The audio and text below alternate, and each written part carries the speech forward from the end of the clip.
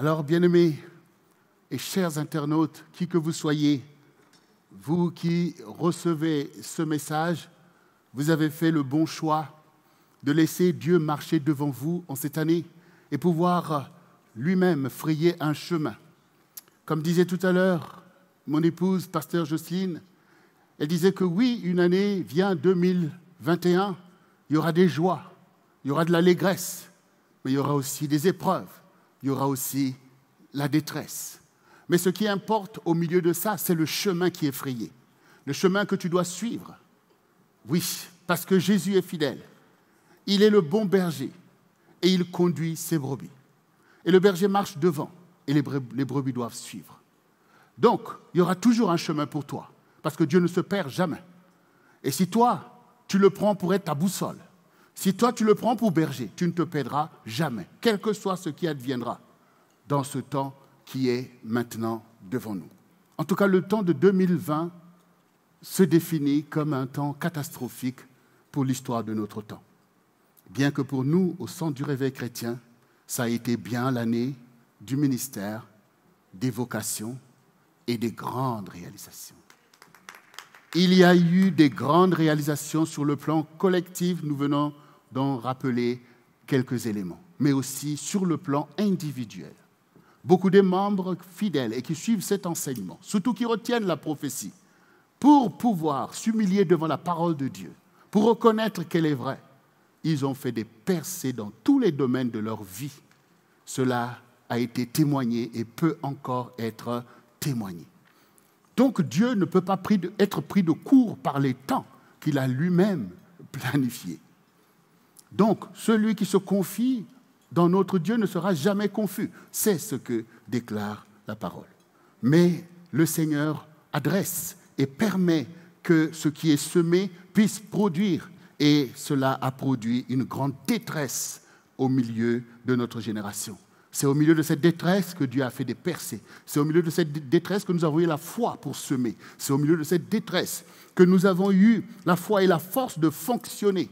Quand même, comme rappelait pasteur Jocelyne au sujet de cette épreuve, de cette maladie qui a impacté certains d'entre nous dans leur corps, oui, ces choses, nous les avons éprouvées. Pasteur Jocelyne et moi-même, en étant toujours au contact avec les brebis, on a toujours nous-mêmes été exposés effectivement à ce danger que représente ce virus qui est très volatile, et la contamination de notre président le prouve encore que ce n'est pas question d'inconsidération pour tous ceux qui contractent ce virus, mais c'est tout simplement un virus très volatile, comme d'ailleurs tous les coronas, comme les rhumes, les grippes que vous éprouvez. Oui, les mesures sont utiles puisque ça peut permettre de diminuer la circulation, mais on ne peut pas arrêter en fait un virus aussi volatile comme nous le voyons aujourd'hui. Donc Dieu permet ces choses. Et au milieu de la mobilisation dans laquelle nous étions pour faire fonctionner le ministère dans un temps où tout est confiné, tout est bloqué, on a pu aussi éprouver par notre zèle à être fidèle à Dieu et au peuple de Dieu, éprouver ce que le peuple lui-même souffrait, et nous avons prié pour ces choses et la puissance de Dieu s'est manifestée pour anéantir ce virus, et nous avons prié pour le peuple de Dieu, nous avons pu participer, nous sommes allés voir des personnes dès le premier confinement qui étaient à l'hôpital, qui étaient dans des zones où en principe on ne devait pas aller. Oui, c'est ainsi que nous avons pu visiter notre sœur l'évangéliste Patricia Eketebi, qui est maintenant auprès du Seigneur dans les temps difficiles où elle était dans cette réanimation, et quelques heures avant qu'elle puisse nous quitter. Et on a été là aussi jusqu'à l'enterrement pour pouvoir accompagner là aussi le témoignage de cette brebis du Seigneur qui a été au milieu de nous une personne exemplaire. Donc nous savons la réalité de ce qui se passe aujourd'hui. Nous reconnaissons aussi que beaucoup de décisions ont été prises et beaucoup ont pu être préjudiciables à certaines personnes. Et jusqu'à aujourd'hui encore, les décisions qui sont prises ne font pas l'unanimité. Mais pourtant, au milieu de ça, Dieu a affirmé la primauté de la vie sur la mort. Mais je sens bien l'esprit de mort qui saisit beaucoup. Je vois bien l'ennemi qui profite pour vouloir faire main basse spirituellement sur les âmes, pour les clouer au sol, pour les maintenir confinés, pas seulement physiquement, mais aussi émotionnellement, mais aussi spirituellement, psychologiquement. C'est un piège dramatique auquel il faut s'en sortir rapidement. Si tu ne l'as pas compris, c'est le temps pour toi de comprendre que tu dois te déconfiner, spirituellement parlant, psychologiquement. Tu dois te déconfiner sentimentalement parce que ta vie doit continuer. C'est le moment de comprendre les vérités spirituelles. Le Seigneur Jésus a dit que celui qui est né de nouveau, il est comme le vent. On l'entend, on le sent, mais on ne sait ni d'où il vient, ni où il va. Dieu dit aussi dans sa parole que je connais les projets que j'ai formés sur vous. Projets de paix et non de malheur, afin de vous donner un avenir et de l'espérance. Vous m'invoquerez et vous partirez. Vous me prierez et je vous exaucerai. Vous me chercherez et vous me trouverez si vous me cherchez de tout votre cœur. Cette parole ne veut pas dire qu'il n'y a pas la détresse, qu'il n'y a pas de difficulté. Elle veut dire tout simplement que si nous obéissons à Dieu, si nous nous soumettons, si nous sommes attentifs, il y aura un chemin pour nous. Il y aura le bonheur qui va se manifester comme nous avons pu l'expérimenter. C'est le moment de comprendre qu'au milieu des temps, il y a une intelligence du temps que Dieu donne parce qu'il est notre Dieu et notre secours. Les temps de détresse sont des temps importants aussi pour Dieu, parce que ce sont des temps qui donnent l'intelligence à l'homme. Et cette intelligence est d'abord basée sur l'humilité qui est nécessaire pour recevoir la révélation. L'orgueil, nous en savons l'auteur. C'est celui qui a été précipité du ciel sur la terre. Autrefois appelé Lucifer, il est aujourd'hui l'ennemi, Satan, le diable. Et nous avons vu aussi l'orgueil de notre temps qui a été mis à mal par rapport à cette pandémie qui a véritablement éprouvé nos nations, nos gouvernements et tous les systèmes dans lesquels nous nous sentions tellement confortables. Il faut réaliser que ce qui se passe est historique. Ce virus est révélateur de beaucoup de choses. En effet, dans nos pays développés, la longévité, c'est ce sur quoi nous pouvions nous baser pour manifester en fait notre fierté d'avoir par la médecine et aussi par le développement économique et social prolongé la vie de beaucoup de personnes. Mais aujourd'hui, ce virus s'attaque premièrement aux aînés, aux personnes les plus fragiles. Et ce langage tend à rentrer dans le langage courant, une acceptation, en fait, inacceptable aux yeux de Dieu. Sous prétexte d'être avancé en âge, alors c'est presque normal qu'on meure de ce virus. Sous prétexte d'être affaibli par une maladie, ce qu'on peut appeler des comorbidités, bon, c'est presque normal de mourir de cette maladie. Ce n'est pas normal aux yeux de Dieu. Et ça ne peut pas l'être pour un enfant de Dieu. Ce sont comme des complots de l'histoire.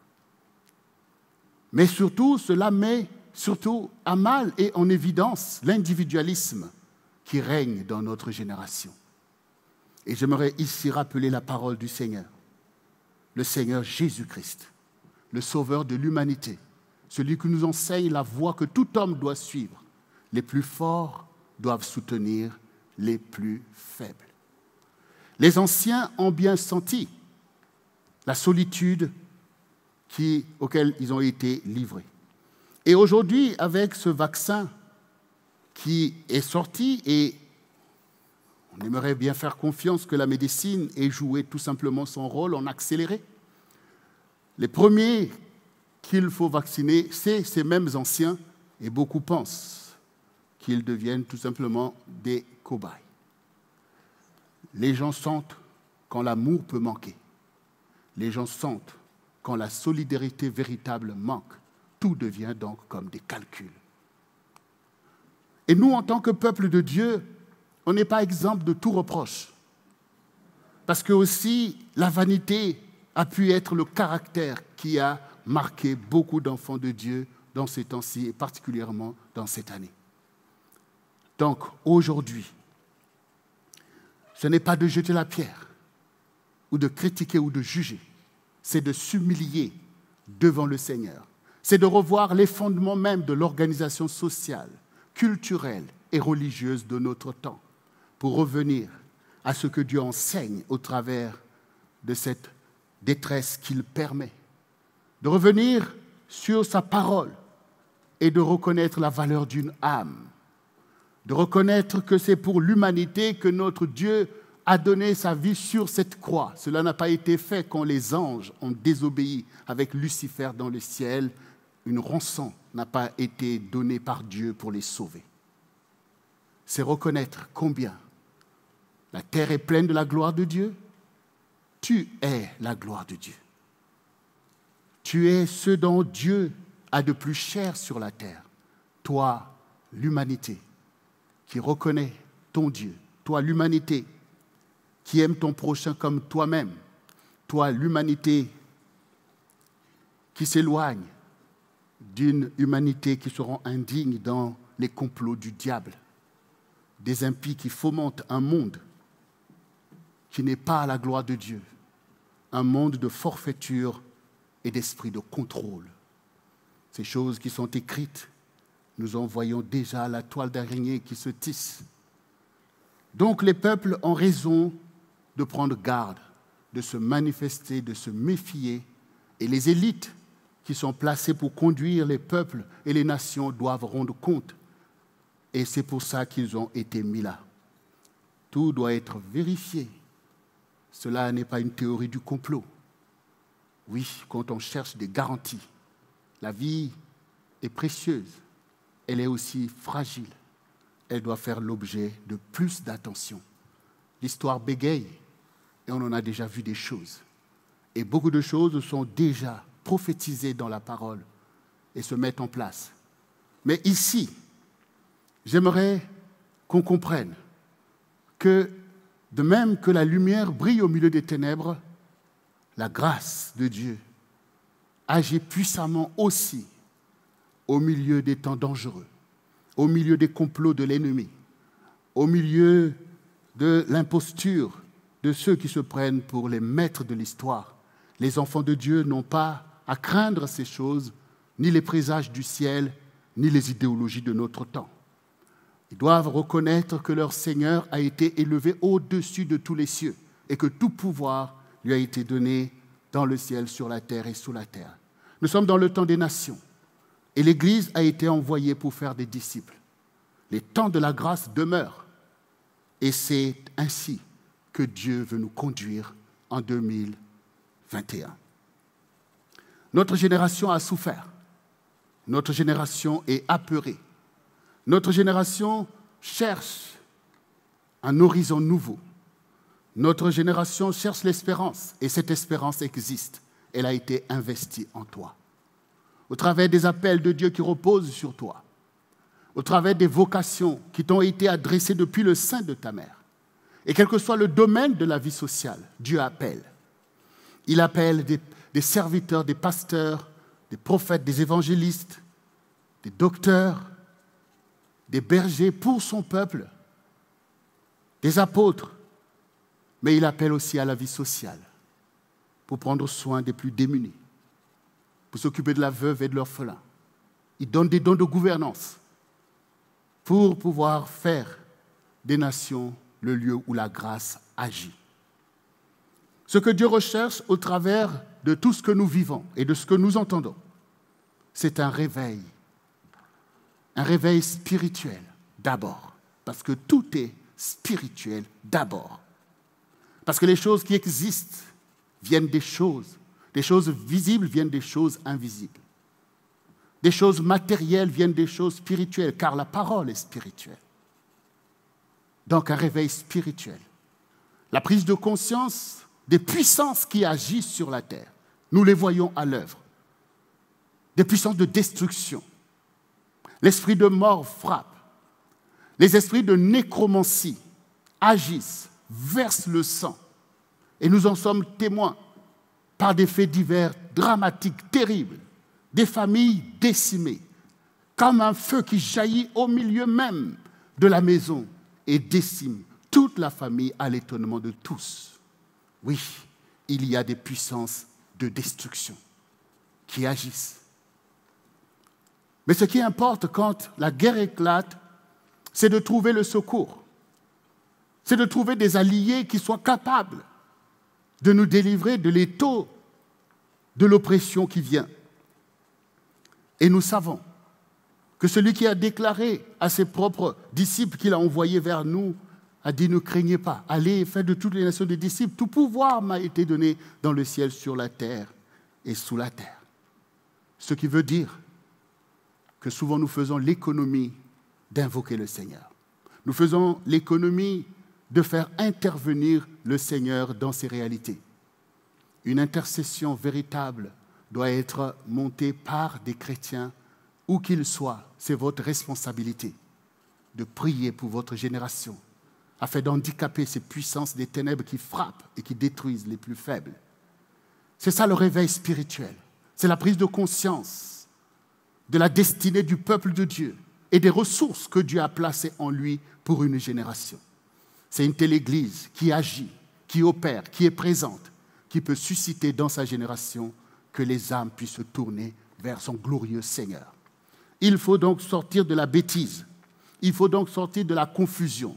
Il faut donc sortir de l'inutilité, des débats, des dénominations. Il faut sortir de toutes sortes de débats pour véritablement déployer nos vocations, pour servir, pour être au service des autres, pour manifester l'amour de Christ à notre génération. Car il est écrit dans la parole de Dieu, Christ en nous, l'espérance de la gloire. Christ, il est rentré en toi dès le jour que tu l'as accepté, dès le jour que tu as levé ta main devant les saints et devant l'Église du Seigneur, que tu as reçu ton baptême, l'Esprit Saint a été investi en toi et veut travailler, veut faire grandir Christ en toi, comme nous le voyons, par le fruit de l'Esprit, par toutes ces choses qui nous permettent véritablement de renoncer à la puissance de la chair, à la puissance de l'intellect instrumentalisé par le diable qui s'est rendu maître du premier Adam. Mais en confessant le deuxième Adam, Jésus-Christ, la chair recule, la chair est crucifiée, alors l'Esprit peut déployer les sentiments qui étaient en Jésus-Christ afin que tu sois toi-même un petit Christ qui soit capable véritablement d'accomplir ce pourquoi tu as été appelé, que ta lumière brille et qu'elle puisse impacter ceux qui t'entourent. Oui, que ton sel puisse saler les autres et qu'ils deviennent meilleurs. C'est ça le réveil spirituel, la prise de conscience de ton rôle. Nous sommes dans un temps où nous voyons que, bien sûr, le spirituel prévaut. Nous le voyons bien. Les religions et toutes ces choses. C'est ça qui impacte l'histoire. C'est ça qui impacte l'actualité. C'est ce que nous voyons aujourd'hui. Beaucoup craignent même le spirituel aujourd'hui, à cause aussi des dangers qui ont jailli au milieu de tout ça. Mais ce qui importe, c'est le discernement. Si nous rejetons celui qui nous parle de paix, si nous rejetons celui qui nous veut du bien, si nous rejetons celui qui nous parle de réconciliation, si nous rejetons celui qui donne lui-même sa vie pour les coupables, que croyez-vous? Que croyez-vous? Que croyez-vous? Il faut un réveil spirituel. C'est le bien le plus précieux, la connaissance de Dieu au milieu d'une génération. Nul ne maîtrise ce qui se passe. L'homme ne peut pas sauver son monde parce qu'il ne l'a pas créé. Il n'y a que celui qui a créé le monde qui peut le sauver. L'homme ne peut pas se sauver lui-même parce qu'il ne s'est pas créé lui-même. Donc reconnaître Dieu n'est pas une aberration. D'ailleurs, le monde, c'est un monde de croyants. Reconnaître Dieu, c'est au contraire très intelligent. Ce qui ne nous empêche pas d'être des docteurs en mathématiques, en physique.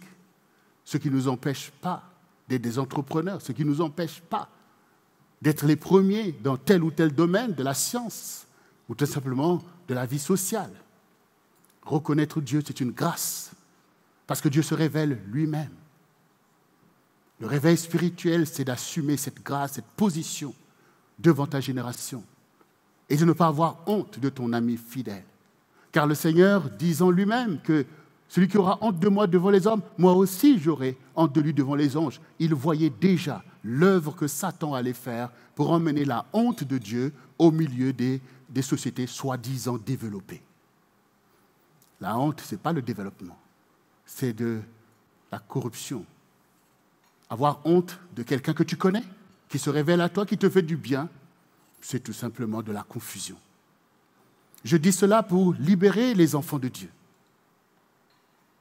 des idéologies, des discours inspirés par l'ennemi qui veulent mettre l'Église au pied du mur.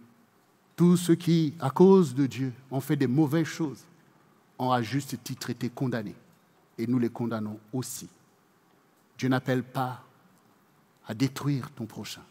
Il appelle à aimer ton prochain. Dieu n'appelle pas à appliquer la vengeance. Ce temps est passé. Il appelle au contraire à pardonner et à donner ta vie pour ton prochain.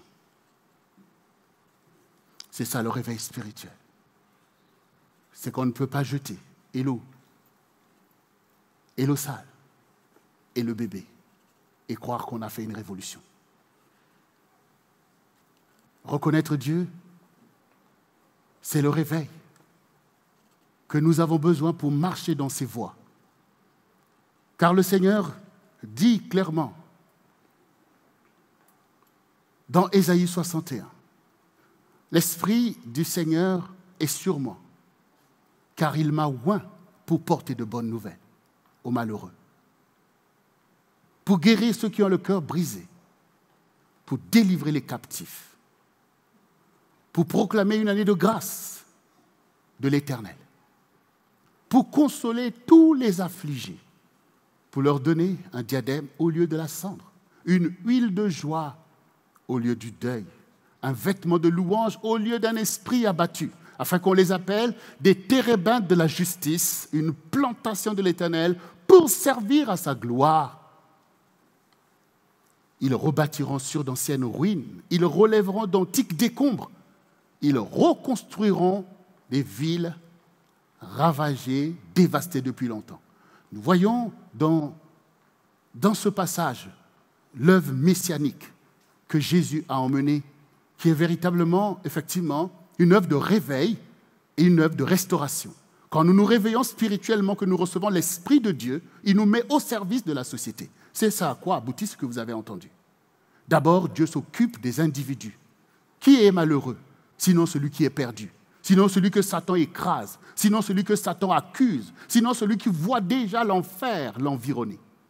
Eux, ils ont besoin de bonnes nouvelles pour dire tu ne dois rien à Satan parce que Jésus a tout payé. Ça, c'est une bonne nouvelle. La bonne nouvelle, c'est celui qui entend que Dieu ne le rejette pas, que Dieu ne le déteste pas, malgré ce qu'il a fait, qu'il y a du sang pour lui, pour le laver et le purifier pour Dieu, qu'il peut sortir de cette prison, de cette condamnation et rejoindre, oui, les élus de Dieu qui éclairent leur génération. Ça, c'est la bonne nouvelle. La bonne nouvelle, guérir ceux qui ont le cœur brisé, c'est la maladie, c'est l'épidémie, c'est la pandémie de notre génération. Qui n'est pas déçu? Qui n'est pas désabusé? Qui n'est pas reclus sur lui-même? Qui n'est pas enfermé dans ses propres réalités? Le cœur laminé par toutes sortes de déceptions, des choses objectives, mais aussi des choses subjectives qui t'ont réduit à cette réalité d'un cœur en lambeaux. Cela aussi, Dieu prend en charge. Il envoie encore sa parole, il envoie le témoignage, il envoie une exhortation, il envoie une prédication, il envoie un chant pour venir guérir ce cœur. Car c'est du cœur que viennent les sentiers de la vie. Combien sont morts, soi-disant à cause de ce Covid, mais tout simplement à cause d'un affaiblissement spirituel, d'une détresse, d'une peur. Bien-aimés, nous devons faire attention. Le Seigneur dit ce que vous craignez, c'est ce qui vous arrive. Il faut au contraire, comme on vient de l'entendre, une huile de joie. Il faut au contraire un diadème qui est la gloire de Dieu. Il faut au contraire un vêtement de louange qui booste notre système immunitaire. Un esprit abattu est une ruine pour les os. Tout le monde peut le comprendre. Mais un esprit joyeux est véritablement une source de guérison pour ton être tout entier, capable de repousser l'oppression de l'esprit de mort, mais aussi les maladies. Toutes ces choses, c'est ce que Jésus a emmené. C'est le vrai cœur de l'Église vivante de Jésus-Christ, qui n'est pas une vallée des ossements. Les pasteurs, les prophètes, les serviteurs, qui qu'ils soient, que ce soit des curés, tout ce que vous voulez, personne n'a été appelé par Jésus pour être un croque-mort et accompagner les morts vers la mort. On a été envoyé pour ressusciter, pour guérir, par la parole de Dieu, prêcher avec foi et détermination. C'est ça le réveil spirituel. En agissant ainsi, Dieu vise à impacter la société tout entière, puisqu'il nous est dit ici, les térébintes de la justice. Il n'est pas parlé d'injustice dans notre génération. Beaucoup de personnes ne sont pas tout simplement malheureuses du fait de se sentir méprisées, rejetées, du fait de leur race, de leur condition sociale, de leur infirmité. Qui donc peut relever la société? Si nos milliards ne peuvent pas nous guérir, ne peuvent pas nous délivrer, qui donc peut le faire si ce n'est pas la parole de Dieu, si ce n'est pas l'Esprit de Dieu? Ils rebâtiront sur d'anciennes ruines. Beaucoup de choses sont en ruine par l'action du diable, par l'entêtement et l'aveuglement de l'homme lui-même à détruire les fondements de la paix sociale, du bonheur social. Où sont passés les mariages? Où est passé le bonheur conjugal? Où est passée la force et l'équilibre de la famille? Toutes ces choses sont en lambeaux. Le diable a fait ce travail par l'aveuglement qu'il a produit chez l'homme, devenu individualiste et égocentrique. Dieu veut au contraire, par l'esprit de vie qu'il donne à ceux qui croient en lui et qui pratiquent sa parole, car il ne suffit pas de croire. La foi n'est pas passive, elle puise dans la connaissance les ressources d'un sursaut, les ressources d'accomplir les promesses de Dieu qui sont les promesses de paix et de bonheur. C'est ainsi que les térébintes de la justice, renouvelés par la justice de Dieu, consolés et qui à nouveau ont finalement la vision de leur destinée. Quand le Seigneur dit « Je connais les projets que j'ai formés, malgré tes malheurs, malgré que tu es ainsi déporté ou esclave ou écrasé, mais mon projet pour toi prévaut. Ne meurs pas, tiens bon, mais surtout lève-toi. » Oui, c'est la justice de comprendre que mon Dieu m'aime, que j'ai toujours un avenir, que Dieu va m'accompagner, que je vais réussir ma vie, que je peux me relever et rebâtir sur d'anciennes ruines. Ce n'est pas parce que la famille est en difficulté, ce n'est pas parce que le mariage est en difficulté que toi, que Dieu réveille, tu ne vas pas aller rebâtir sur ces choses, sur ces valeurs-là. C'est ça le réveil spirituel. Quand on vient, on est enseigné, qu'on lève les mains, qu'on prie, que l'Esprit descend, ce n'est pas une agitation éphémère, stérile. C'est un investissement de la puissance et de la connaissance de Dieu pour briser les chaînes spirituelles qui te retiennent afin de frayer ton chemin. Peu importe l'opposition que l'homme t'adresse, peu importe l'opposition que le diable t'adresse, Dieu t'a donné la foi pour pulvériser toutes ces choses. Nous faisons bien de lire l'histoire des enfants d'Israël, de voir comment Dieu les a délivrés de la maison de la servitude, de la puissance de Pharaon, et de les conduire dans ces déserts affreux que nous avons eu l'occasion de voir, mon épouse et moi-même, en Israël. Mais de les mettre en présence d'une opposition terrible de leurs ennemis, qui étaient des géants, qu'on appelait les enfants, les Anakim. Et devant les murailles de Jéricho, c'est la foi qui a fait la différence. Ce ne sont pas les armes qui ont fait la différence. C'est la foi. Parce que la foi te permettra d'ébranler les puissances spirituelles qui sous-tendent l'opposition que tu vois par les hommes, par l'opposition, par les maladies qui se dressent contre toi, par toutes ces choses. C'est par la foi. Et comme nous le lisons dans le livre de Hébreux, les héros de la foi qui nous inspirent ont marché par la même foi que Dieu t'a donnée. Il est donc temps de croire, de se lever et de marcher. De ne pas craindre l'année nouvelle, mais au contraire prendre cette année comme l'opportunité des saisons nouvelles.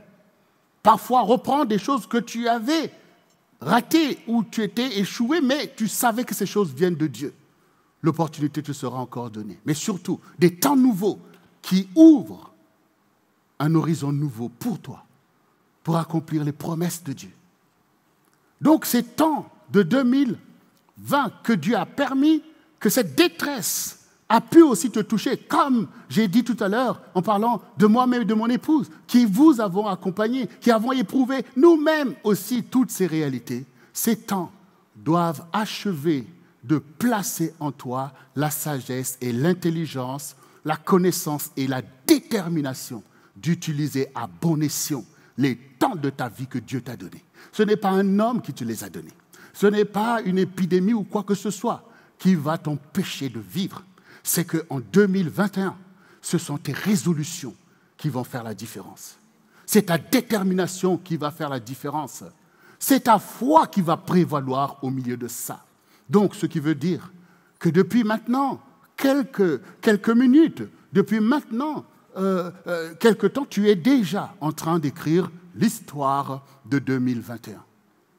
Je t'encourage à écrire ton histoire comme un écrivain écrit son livre jour après jour, en ayant focalisé dans son imaginaire la fiction qu'il veut mettre sur le papier. Mais toi, plus que lui, tu as la révélation. Des choses dont Dieu t'a déjà instruit et des choses que tu vas encore conquérir par tes prières comme étant la volonté de Dieu pour toi. L'ennemi viendra toujours contre tes intérêts, mais Dieu sera toujours avec toi pour accomplir l'intérêt de ta vie. C'est ce qui est déclaré. Avec Dieu, nous ferons des exploits. Il écrasera nos ennemis. Ce qui veut dire que les temps ne seront pas pour toi des temps faciles. Sinon, il n'y a pas besoin d'exploit. L'exploit est fait à cause des temps difficiles. Cela veut dire que le réveil que Dieu proclame dans ce ministère depuis longtemps sied véritablement à ce temps parce que ce n'est que comme ça que tu vas atteindre tes objectifs. Ça ne sera pas par la religiosité. Bien-aimé, le réveil s'impose. Il s'impose à toi, car ta vie sera ton butin. C'est ta vie, il faut que tu te battes pour ta vie. Et quand tu te seras battu pour ta vie, alors tu te seras battu aussi pour la vie des autres, que Dieu met aussi en ton pouvoir. Nous avons parlé d'une société en ruine à cause des valeurs qui s'effondrent. Et j'ai souvent, comme mon épouse et moi-même, montré combien la famille est la valeur principale. Et la famille va avec le mariage. Donc aujourd'hui, dans les difficultés d'aujourd'hui, et nous voyons que la jeunesse paye un lourd tribut de ce qui se passe, nous pouvons déjà voir la logique. Ce que l'ennemi peut espérer, ce sont des jeunes qui démissionnent de leurs responsabilités à cause des difficultés, des responsabilités vis-à-vis du renouvellement même des familles, par le mariage. Des jeunes qui finalement refuseraient de pouvoir faire le choix de la parole de Dieu, de pouvoir honorer la femme de ta vie, les fiançailles qui sont un signe de bénédiction, d'honneur dans la famille et le mariage qui doit s'en suivre pour créer des familles équilibrées, d'où viendront encore des nouvelles générations. Ce que le diable veut au milieu de ça, c'est qu'on abandonne tout ça pour commencer à commercer ça et là de toutes sortes de choses qui créent détresse sur détresse. Si maintenant la jeunesse se livre à de tels comportements, ou au lieu de se fortifier, d'être solidaires, parce que leur temps est menacé, leur avenir est menacé, parce que c'est bien la jeunesse qui est l'avenir. Et si au lieu de se soutenir les jeunes, les uns les autres, se respecter ta sœur, ton frère, comme une génération qui ne veut pas abdiquer par rapport à son histoire, mais se battre, se respecter, reconstruire la société comme nous l'entendons ici, avec leur Dieu, alors le danger de naufrage devient réel. Mais j'encourage les jeunes à ne pas tomber dans le complot de l'ennemi. J'encourage les jeunes à dénoncer au contraire toutes les forfaitures qu'une élite, qu'une génération perdue peut faire peser sur leur avenir. J'encourage les jeunes à se tourner vers le Seigneur, à pouvoir méditer la parole de Dieu et à s'approprier de ses valeurs pour qu'ils soient ces térébintes de la justice qui rebâtissent sur d'anciennes ruines, qui relèvent d'antiques décombres et qui reconstruisent la société sur de bonnes valeurs, des valeurs de famille, de mariage, des valeurs de charité, de fraternité, basé sur ce que Jésus-Christ a établi. Aime ton prochain comme toi-même. J'encourage la jeunesse à faire la différence. J'ai toutes les raisons de le faire car je le vois dans le centre du réveil chrétien. Je vois que ce ministère qui a pour moteur cette jeunesse, je vois des jeunes qui se détournent de leur mauvaise voie, des jeunes qui rentrent dans une consécration admirable. Et les dernières consécrations que nous avons eues dans le CRC consacrent une telle jeunesse. Mais ce mouvement doit s'amplifier car beaucoup de jeunes sont dans des prisons, beaucoup de jeunes sont dans des situations difficiles, beaucoup de jeunes ont mis entre parenthèses l'intelligence que Dieu leur avait donnée dans les études et dans toutes ces choses. Mais je peux vous dire que dans ce temps dans lequel nous rentrons, le secours de Dieu ne vous manquera pas. Le secours vient à cause des jeunes qui sont réveillés et qui veulent travailler. Ils savent parler à cette jeunesse. Ils savent utiliser les mots pour faire comprendre l'enjeu de leur temps. Ils savent témoigner d'où ils étaient, ce qu'ils sont aujourd'hui. Leur leadership est évident par l'enseignement. Et nous voyons déjà la conséquence d'un tel déploiement au milieu de nous. Et il nous tarde de marcher encore et encore, d'aller trouver cette jeunesse où qu'elle se trouve. Oui, les plus faibles, oui, Dieu veut les secourir. Et pour ça, il faut des vocations. Et nous bénissons l'action sociale qui se produit au milieu du centre du réveil chrétien, notamment là-bas à la Martinique, où l'action sociale du centre du réveil chrétien, avec Miguel et toutes ses équipes, font la différence sur l'île de la Martinique pour pouvoir aller sortir les gens de la mangrove, de la rue, restaurer des personnes qui reviennent dans les valeurs que j'ai proclamées, c'est-à-dire qui sortent de la précarité, qui se lèvent, qui se marient, qui fondent des familles, ce qui est un témoignage fort de l'œuvre de Dieu, une œuvre utile pour sa génération, pour tous, y compris ceux qui ne connaissent pas le Seigneur. Il faut se réveiller. Il faut se réveiller car tu as compris maintenant que les temps sont précieux parce que le lendemain ne t'appartient pas. Comme beaucoup de gens qui sont partis, tu peux aussi partir. Mais en attendant, tu es là. Donc pour toi, 2021 sera au contraire le temps pour manifester tout ce qui est en toi. Venant de ton Dieu, sera le temps pour toi de pouvoir mettre en fait tes vocations au service de ta génération. Ce qui a commencé en 2020 ne va pas s'arrêter. Sinon, pourquoi le ministère se déploie et pourquoi les vocations se sont levées si ce n'est pas pour poursuivre les grandes réalisations? Quand le fleuve jaillit du sanctuaire, il coule, il inonde et il devient une mer de grâce. C'est ce qui va se poursuivre. Il y aura une rupture et une continuité avec 2020 en ce qui concerne ce qui est une bénédiction. On ne peut pas arrêter la bénédiction, on ne peut pas se détourner de la bénédiction, mais on doit appliquer nos efforts pour rompre avec ce qui est l'oppression, pour rompre avec ce qui est mauvais, ce qui est le péché. Nous devons tout faire pour que ces choses restent avec l'année qui est passée. Mais nous rentrons en 2021 avec toute la richesse de ce que nous avons reçu, comme sagesse, comme humilité, comme connaissance de Dieu, comme capacité à faire des percées. 2021 sera donc marqué par tout ce potentiel pour en faire une bonne année pour chacun de nous, pour nous tous en tant que centre du réveil chrétien, pour tous les enfants de Dieu sur toute la surface de la terre et tous les hommes de bonne volonté, les âmes pour lesquelles l'Église est encore sur la terre. Oui, Dieu qui nous a sauvés, il est encore capable de sauver beaucoup d'âmes par le déploiement de son Église. Alors, bien-aimés, s'il y a besoin de relever la société, s'il y a besoin de rebâtir ce d'anciennes ruines, s'il y a besoin d'amener la justice là où l'injustice avait gangréné, c'est qu'il s'est passé beaucoup de phénomènes qui ont ainsi emmené la société à une telle position. Ça veut dire qu'il y a eu processus de destruction pour qu'on en arrive à la ruine de quelque chose. Ce qui veut dire qu'il s'est conjugué des facteurs de destruction pour arriver à la ruine de nos vies, ruine sanitaire, ruine sociale, ruine psychologique, ruine sentimentale, pour que ta vie soit restée là comme une épave. Il est arrivé des processus de déception. Il s'est produit donc des phénomènes aussi de violence et d'accaparement. Oui, la loi de la jungle a agi, où les plus forts ont dépouillé les plus faibles, où ceux qui connaissent ont piégé ceux qui ne connaissent pas, pour créer une société exsangue et surtout beaucoup de vies exsangues, des familles exsangues. C'est ce que nous lisons dans la parole du Seigneur.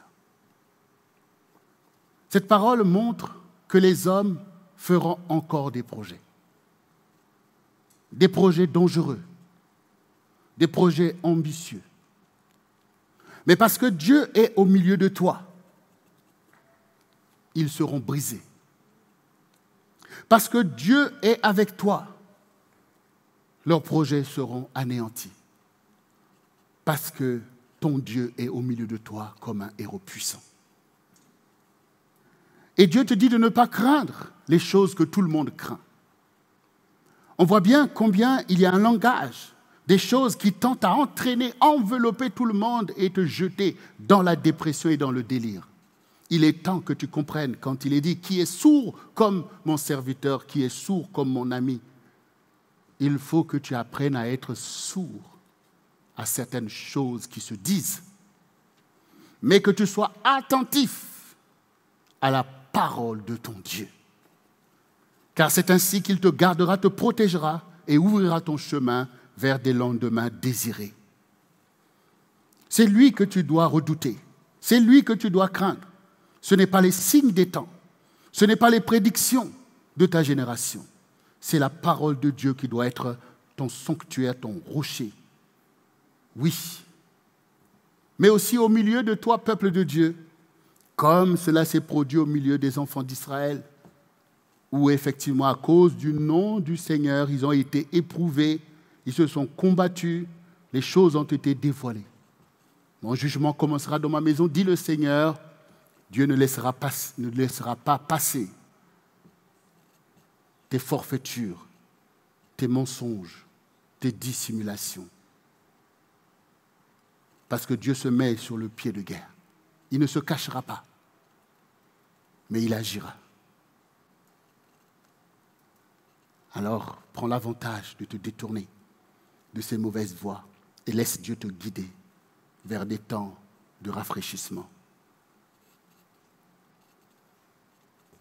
Dans le livre de Actes, chapitre 13, du verset 32 au verset 34, il est dit « Et nous vous annonçons cette bonne nouvelle que la promesse faite à nos pères, Dieu l'accomplit pour nous, leurs enfants, en ressuscitant Jésus selon ce qui est écrit dans le psaume 2e. Tu es mon fils, je t'ai engendré aujourd'hui. Qu'il est ressuscité des morts, de telle sorte qu'il ne retournera pas à la corruption. C'est ce qu'il a déclaré en disant « Je vous donnerai les grâces saintes promises à David, ces grâces qui sont assurées. » Puisque tu fais de l'Éternel ton rocher, ton sanctuaire, puisque tu as un berger qui te délivre, qui te protège de l'adversité, des complots de l'ennemi, des complots des impies, il te conduit donc dans de verts pâturages auprès des eaux paisibles. Il sera toujours ce Dieu qui te gardera quand tu traverseras la vallée de l'ombre de la mort. Sa houlette et son bâton vont encore te rassurer, car il te reprendra quand tu agiras mal. Et quand tu prendras une mauvaise direction, sa houlette te ramènera dans le droit chemin. Mais le bonheur et la grâce t'accompagneront tous les jours de ta vie. Dans cette année nouvelle, dans ce temps nouveau, il dressera devant toi une table en face de tes adversaires. Il oindra d'huile ta tête et fera déborder ton vase. Et dans la maison de Dieu, tu demeureras. Toi et ta maison, vous servirez l'Éternel de génération en génération. Il y a donc de la grâce au milieu de la détresse. Il y a donc de la bénédiction au milieu des malédictions qui frappent une génération rebelle. Il faut seulement que tu gardes les yeux fixés sur ton Rédempteur. Comme les enfants d'Israël pris dans la détresse des serpents brûlants, et que Dieu a ordonné à Moïse de pouvoir élever le serpent d'airain, et que tous ceux qui pouvaient lever la face pour voir le serpent d'airain étaient délivrés des morsures des serpents. Aujourd'hui aussi, comme nous l'avons dit, il y aura de la détresse, il y aura des morsures, toutes sortes de choses, mais comprends que ce que Dieu te demande, c'est de lever les yeux et de voir ton Seigneur, ton Rédempteur, qui a payé pour toi et qui te secourt, qui te remplit pour pouvoir avancer et atteindre l'objectif de la terre promise à ta vie. Oui, il y a des grâces saintes assurées. C'est ce que le Seigneur place devant toi. Et encore un dernier passage pour toi. Hébreux 12, versets 12-15. Fortifiez donc vos mains languissantes et vos genoux affaiblis, et suivez avec vos pieds des voies droites, afin que ce qui est boiteux ne dévie pas, mais plutôt se raffermisse. Recherchez la paix avec tous et la sanctification sans laquelle personne ne verra le Seigneur. Veillez à ce que nul ne se prive de la grâce de Dieu, à ce qu'aucune racine d'amertume poussant des rejetants ne produise du trouble et que plusieurs n'en soient infectés. Que nul ne se prive de la grâce de Dieu. Ne te prive pas de la grâce de Dieu. Parce que Dieu a trouvé bon de rendre disponible cette grâce pour toi. La grâce, c'est bien sûr pour les pécheurs, pour les faibles, pour les incapables, que leur Père, leur héros, leur Rédempteur met pour qu'ils jouissent des choses qu'ils ne méritent pas. Parce que le désir d'un père, c'est le bonheur de ses enfants. Et notre Dieu est un Père fidèle. Et donc, il a lui-même payé pour que tu aies accès à ces grâces. Que tu ne puisses pas t'appuyer sur ton intellect pour t'enorgueillir toi aussi, que tu es capable de gérer ta propre vie. Non, c'est que la joie du Seigneur est ta part. Les biens de Dieu sont à ta disposition. Et ces biens recouvrent tout ce dont tu peux avoir besoin. C'est ce que Jésus disait quand il a dit « Cherchez vraiment le royaume et la justice de Dieu et tout le reste vous sera donné. » C'est un leurre pour le diable que de te faire croire que tu vis pour le manger, pour le vêtir et le logement. C'est la justice qui est nécessaire. Et la justice, il faut un royaume pour cela. C'est le royaume de Dieu qui établit la justice pour les plus faibles, pour les malheureux. Il faut donc chercher ce royaume. Il faut donc chercher ces grâces. Il faut donc faire alliance avec Dieu. Il faut donc partager ces valeurs afin que la grâce puisse être disponible pour tout le monde. Dieu veut te montrer qu'en recevant la grâce de Dieu, tu dois être une source de grâce pour les autres, afin que d'autres soient meilleurs aussi comme toi. Bien-aimés, nous comprenons au travers de cela que Dieu veut te délivrer de l'esprit de mort, de la vallée des ossements, afin que tu deviennes une grande armée pour ton Dieu, que tu deviennes au contraire le pourvoyeur de la paix, de la grâce de Dieu au milieu de ta génération. L'esprit de mort est une évidence qui vient t'envelopper, vient créer une inertie au milieu de toi, de telle sorte que tu n'arrives pas à te mouvoir. Tu n'arrives pas à atteindre tes objectifs, mais tout est pillé systématiquement par le maître de l'esprit de mort, c'est-à-dire Satan. Il faut le comprendre. Il faut que tu pries. Il faut que tu jeûnes pour briser ces chaînes spirituelles. Il faut que tu apprennes aussi les choses qui te serviront pour avancer. L'Église est le lieu de l'enseignement, en tout cas le centre du réveil chrétien. La preuve, on a été apporté année après année pour que tu connaisses les choses de Dieu et les choses de la vie, pour que tu connaisses la voie de ta propre délivrance et de ta guérison, pour que tu connaisses les choses qui plaisent à ton Dieu et des choses qu'il déteste. À tes résolutions répondra le succès. En 2021, tu auras le succès, car le Seigneur a trouvé bon de disposer pour toi un temps nouveau. Au milieu de nous, il n'y a rien qui sort sans que Dieu l'ait préparé. Il suffit d'entendre les messages qui monte pour savoir le caractère de l'année suivante. Car Dieu est un Dieu de continuité, un Dieu cohérent, qui poursuit ses objectifs et nous avec. 2021 sera l'année de la restitution.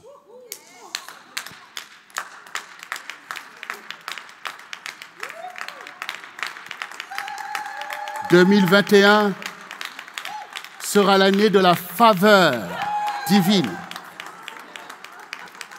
2021 sera l'année des grâces assurées. » Alors je reprends pour toi 2021, l'année de la restitution, de la faveur divine et des grâces assurées. Dieu est engagé. Notre Seigneur est engagé selon sa compassion, sa miséricorde. L'ennemi a appliqué un pillage systématique et une destruction en règle. Mais Dieu se lève. Ça sera l'année de la restitution. Un programme que tu ne perçois pas encore la profondeur, mais tu le verras. La restitution est un programme global de relèvement que tu as entendu dans ce psaume, dans cet Ésaïe 61. Dieu veut restituer. L'ennemi sera contraint de restituer. Toi-même, tu seras placé dans un principe où si tu t'es rendu coupable ou tu t'es accaparé de quelque chose, tu dois apprendre à restituer. Parce que Dieu est un Dieu de vérité. Et bien aimé, je peux vous dire, nous aurons le temps de développer ce sujet. Mais pour nous déjà, pour ceux qui entendent, ceux qui veulent prendre l'avantage du temps, ceux qui veulent réagir vite, tu comprends donc que tu dois d'abord restituer la gloire à ton Dieu. Tu dois restituer la gloire de ton Dieu dans ta vie. La gloire appartient au Seigneur. La terre est pleine de la gloire. Et Satan veut que cette gloire soit donnée aux idoles. La gloire de notre Seigneur. C'est pourquoi il nous a fait marcher. C'est pourquoi il nous mobilise. C'est pourquoi il déploie nos vocations. C'est afin que sa gloire soit à nouveau révélée dans les nations et dans les îles. Tu auras à cœur de rendre gloire à ton Dieu, de lui restituer la gloire que tu lui dois. Il est en effet dit que ton Dieu est très digne de louange et que l'honneur lui est dû. Tu commences à comprendre. Quand la gloire de Dieu est restaurée, tes ennemis ne pourront pas tenir, car il est écrit aussi que la proie du tyran lui sera ôtée. Commence à comprendre le principe de la restauration. Et cette restauration agira dans ta vie, mais elle agira aussi dans ta maison. Elle agira dans ta famille. Elle agira dans la société. Il y aura des grandes restitutions. J'espère que tu as conscience de ce qu'on t'a volé. Parce que si tu n'as pas conscience de ce qu'on t'a volé, il n'y a aucune restitution qui te sera faite. Parce que sinon, c'est toi-même qui as donné, en fait. Souvenez-vous de ce que Satan a dit à Jésus. Quand il lui a montré, regarde ces royaumes et leur gloire, ça m'appartient, ils me l'ont donné. Donc, il vaut mieux que tu saches qu'est-ce qu'on t'a volé, afin que tu puisses dire à ton Dieu, Seigneur, tu as dit que c'est l'année de la restitution. Qu'est-ce qu'on a volé à ta famille? Peut-être à ton peuple, à l'église, au CRC. Mais il y a des choses à rendre au CRC. Hein. Des choses que tu dois au CRC. Ce que le CRC t'a apporté, ben, la seule chose, tu ne peux que honorer Dieu à cause de ça, tout simplement. Et nous sommes bien placés pour savoir que des choses qu'on se doit les uns les autres. Il faut changer d'attitude. Il faut être des justes. Dans ta famille, Dieu te dit honore ton père et ta mère. Est-ce que tu le fais? Si tu ne le fais pas, il faut restituer. C'est un programme global dont tu ne connais pas encore les tenants et les aboutissants. Mais je t'encourage à croire parce que ta vie n'est pas devenue exsangue tout seul. toutes les bénédictions que Dieu t'a données, ton ministère, tes appels. Le diable a tout pillé. Tu tournes en rond. Mais si tu fais alliance avec le Seigneur, alors il y aura une restitution. Il y aura une faveur. Dieu va faire des faveurs. Dieu est favorable parce qu'il a compassion de toi, parce qu'il a vu la souffrance et la détresse dans ta vie. Quand il est venu pour délivrer les enfants d'Israël, ce n'est pas parce qu'ils étaient tellement justes, mais c'est parce qu'il a eu compassion. Et la compassion de Dieu déclenche la faveur.